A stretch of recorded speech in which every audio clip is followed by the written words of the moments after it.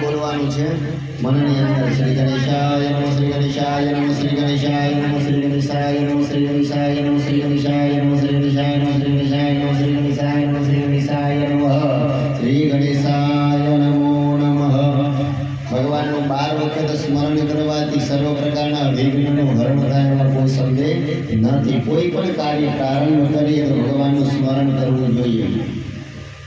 વિદ્યારંભે વિવાહે ચ પ્રવેશે નિર્ગમે તથા બાળકને ભણવા માટે મોકલીએ વિદ્યાનો પ્રારંભ થતો હોય માંગલિક પ્રસંગ ઘરના આંગણે હોય તો ભગવાનનું સ્મરણ કરવું જોઈએ। વિદ્યારંભે વિવાહે ચ લગ્ન પ્રસંગ હોય બાબરી જેવા કર્મ હોય કોઈ પણ કર્મ કરતા પહેલા ઈશ્વરનું સ્મરણ કરીને કાર્યને હાથમાં ધરવું જોઈએ। કેન્દ્રમાં ભગવાનને રાખવા જોઈએ। વિદ્યારંભે વિવાહે ચ પ્રવેશે નિર્ગમે તથા સંગ્રામ સંકટ ચૈવ વિઘ્નતસ્ય ન જાયતે। આદિ દૈવિક ભૌતિક તાત્વિક ત્રણેય પ્રકારના જગતમાં કોઈ પણ સંતાનથી તમે પીડિત હોય દુનિયામાં કોઈ પણ ક્ષેત્રમાં ઘરની બહાર તમે 50 વખત ઘરની બહાર નીકળો ઘરની અંદર પ્રવેશ કરો ગમે તે કામથી પણ ભગવાનનું સ્મરણ કરીને ઘરમાં પ્રવેશ કરવો જોઈએ। કદાચ જમવા બેઠા હોય તો જમતા પહેલા ઈશ્વરનું સ્મરણ કરીને કોઈ પણ કાર્યમાં ભગવાનને યાદ કરવું। નિશ્ચિતથી જગતની અંદર ભગવતી દુર્ગા સપ્તશતીમાં તો કીધું છે કે અગ્નિના દહી માનસ્તુ શત્રુ મધ્યે ગતો રણે વિશ્વે દુર્ગમે ચૈવ ભરિયાતા શરણમ ગતાઃ। ભગવાનની ભક્તિ કરવાથી જગદંબાની ભક્તિ કરવાથી અગ્નિની અંદર પણ તમે જો ફસાઈ ગયા હોય દાવાનળમાં ફસાયા હોય તો એમાં પણ ભગવતી તમારી રક્ષા કરે। ભગવાન ગજાનંદ ગણપતિ મહારાજ રક્ષા કરે છે। શત્રુ મધ્યે ગતો રણે રણની અંદર કદાચ તમારા શત્રુઓથી તમે ઘેરાઈ જાઓ તો પરમાત્માના સ્મરણ કરવાથી તમારું કાર્ય સરળ બને અને તમે સર્વ પ્રકારે રક્ષિત થાવ છો। તમારી રક્ષા ભગવાન સ્વયં કરે છે। એટલે ઈશ્વરનું ચિંતન અને તુલસીનું સિંચન મનુષ્યના જગતમાંથી ભવસાગરમાંથી પાર કરવા માટે સમર્થ છે। વિદ્યારંભે વિવાહે ચ પ્રવેશે નિર્ગમે તથા સંગ્રામ સંકટ ચૈવ વિઘ્નતસ્ય ન જાયતે। કેવા ભગવાનનું સ્મરણ કરવું જોઈએ? ભગવાનની પૂજા કરાય પણ કેવા ભગવાનની? આ બધું ધ્યાન આપજો, થોડી વાત ઊંચી લાવજો। કેવા ભગવાનમાં તો કીધું છે કે શુક્લામ વરમ ધરમ દેવમ શશી વર્ણમ ચતુર્ભુજમ। ભગવાન કેવા છે તો ભગવાન શુક્લ વર્ણના છે। શુક્લ એટલે એકદમ શ્વેત, આપણે કહીએ ને કે ગોરો, એકદમ ગોરો વ્યક્તિ છે, એકદમ ગોરા। ભગવાન એકદમ કરોડો સૂર્ય કોટી સમપ્રભ, કરોડો સૂર્યનો પ્રકાશ એકત્ર થાય એવું ભગવાનનું સ્વરૂપ છે। અને એવા ભગવાનની આપણે પૂજા સૂર્ય કોટી સમપ્રભ, કરોડો સૂર્ય ભેગા થયા ભગવાનનું સ્વરૂપ છે। શુક્લ એટલે સફેદ વસ્ત્ર ધારણ કરેલા ભગવાન। ભગવાન કેવા છે તો શુક્લામ વરમ ધરમ દેવમ શશી વર્ણમ ચતુર્ભુજમ। ચંદ્રમા જેવો જેનો વર્ણ છે, ચંદ્રમા કેવો પ્રકાશમાન હોય એવા પ્રકાશમાન ભગવાન અનંત સૂર્યને ધારણ કરનારા ભગવાન છે। શશી વર્ણમ ચતુર્ભુજમ, જેના 4 હાથ છે। આપના 2 જ હાથ પણ ભગવાનના 4 હાથ, પછી 8 હાથ પણ હોય પણ ચતુર્ભુજા કેમ તો કે ધર્મ અર્થ અને કામ અને મોક્ષ 4 પુરુષાર્થ વ્યક્તિને પ્રદાન કરે છે। એવા સાધન ચતુષ્ટય ભગવાન ફળ પ્રદાન કરે એટલે 4 હાથ ભગવાનના છે। ધર્મ અર્થ કામ અને મોક્ષ। મનુષ્યના જીવનમાં સૌપ્રથમ શું હોય? ધર્મ હોય।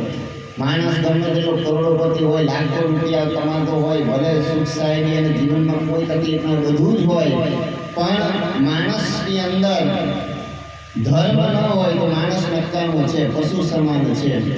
ધર્મ કોને કહેવાય? મારા પહેરવાથી તમે ધર્મને ધારણ કરો ના, કંઠી પહેરવાથી, તિલક લગાવવાથી, મંદિરે જવાથી તો ક્રિયાઓ છે પણ ધર્મ એટલે શું? જેને ધારણ કરવા યોગ્ય હોય, વિવેક તમારામાં હોવો જોઈએ, ધર્મ છે। ક્યાં બોલવું, કેવી રીતે બોલવું, કોની સામે બોલવું, ક્યાં કેવી રીતે બેસાય વિવેક, ક્યાં કેવી રીતે જવાબ આપવો, આ બધો વિવેક, વ્યવહારમાં વિવેક હોવો જોઈએ। ધર્મનું પહેલું જ લક્ષણ છે કે તમારા અંદર વિવેક જાગૃતિ થાય। જે વ્યક્તિમાં વિવેક ન આવે, જે વ્યક્તિમાં વિનમ્રતા ન આવે, જે વ્યક્તિમાં નમ્રતા ન હોય એ ગમે તે સંપ્રદાય પંથમાં જોડાય પણ એનું જીવન દૂર છે, એ સર્વત્ર વિફલ છે, નિષ્ફળ છે। કારણ કે સૌપ્રથમ આપના અંદર વિવેક હોવો જોઈએ, વિનમ્રતા હોય, ધર્મ આપણને શીખવાડે।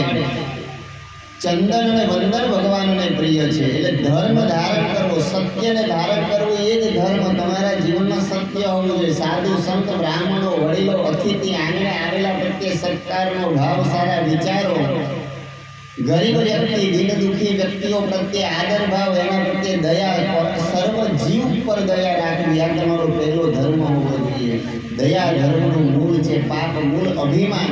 અને ભગવાનને પ્રાર્થના કરવાની કે સંપત્તિ આલે, કોઈ પણ વસ્તુ જગતની અંદર અમને આપે પણ એનો અહંકાર અમારા અંદર ના આવે એટલી કૃપા કરજે.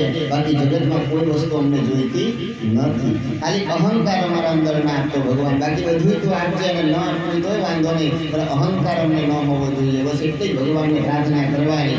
પણ ધર્મ પછી આવે રૂપિયો, અર્થ. પૈસો કમાવો જોઈએ. માણસ પૈસો ન કમાય, ખાલી ધર્મ અને ભક્તિ કરે તો પણ માણસનું જીવન નકામું છે. અર્થ પૈસો, પૈસા વગર માણસની કોઈ ઇજ્જત હોતી નથી. તમે કોઈ પૂછે નહીં, કારણ કે દુનિયામાં વ્યવહારે ડગલે ડગલે પૈસાની જરૂર પડે. પૈસા માણસ જોડે ન હોય, માણસ પશુ સમાન છે. રૂપિયાની દરેક જગ્યાએ એની જરૂર પડે. રૂપિયો ભગવાન નથી, પણ ભગવાનથી ઓછો પણ નથી. કારણ કે ભગવાનની કૃપા અને દુઆ એના પહેલા પૈસો પહોંચે. એટલે પૈસો કમાવવો પણ જરૂરી છે. પણ વિવેક અને વિનમ્રતાથી અને નીતિનો ઉપયોગ. નીતિ હશે ત્યાં નારાયણ હશે. અધર્મનો કોઈને દુઃખી કરીને, કોઈનો ખરાબ કરીને, છીનવીને, એવી રીતે નહીં. મહેનતનો, ઈમાનદારીનો અને નીતિનો રૂપિયો હશે તો. એટલે નીતિ એટલે નારાયણ. એવો રૂપિયા આપણે કમાવાનો પ્રયત્ન કરવો જોઈએ. ધર્મ, અર્થ, કામ અને મોક્ષ આ પુરુષાર્થ ભગવાન પ્રદાન કરે છે. સુગલાંબરમ ધરમ દેવમ સસેવરણમ ચતુર્ભુજમ પ્રસન્નમ વંદનમ ધ્યાયેત સર્વ વિઘ્નોપશાંતય. ભગવાને એક શરત મૂકી છે કે તમારી તમામ ઈચ્છાઓ પૂર્ણ કરીશ, પણ ક્યારે? ભગવાન કહે છે કે તમે જે પૂજા કરો છો, મંદિરે જાઓ, હાર ચડાવો, પ્રસાદ ચડાવો, કદાચ દૂધ દહીંના અભિષેક કરો, લાખો રૂપિયાના તમે ભગવાનને ચડાવો, એ તો તમારા અંદર તમારી જોડે છે. ભગવાને તમને આપેલું છે ને તમે એને આ બધું કરો છો, એમાં કોઈ નવાઈ નથી.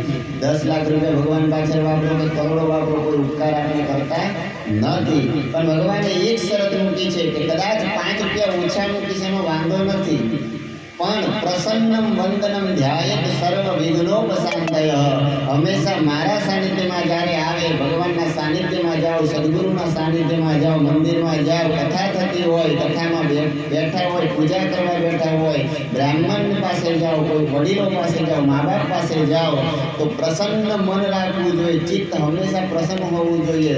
પ્રસન્ન દિલથી કાર્ય કરેલું હોય તો ભગવાન સ્વીકાર કરે.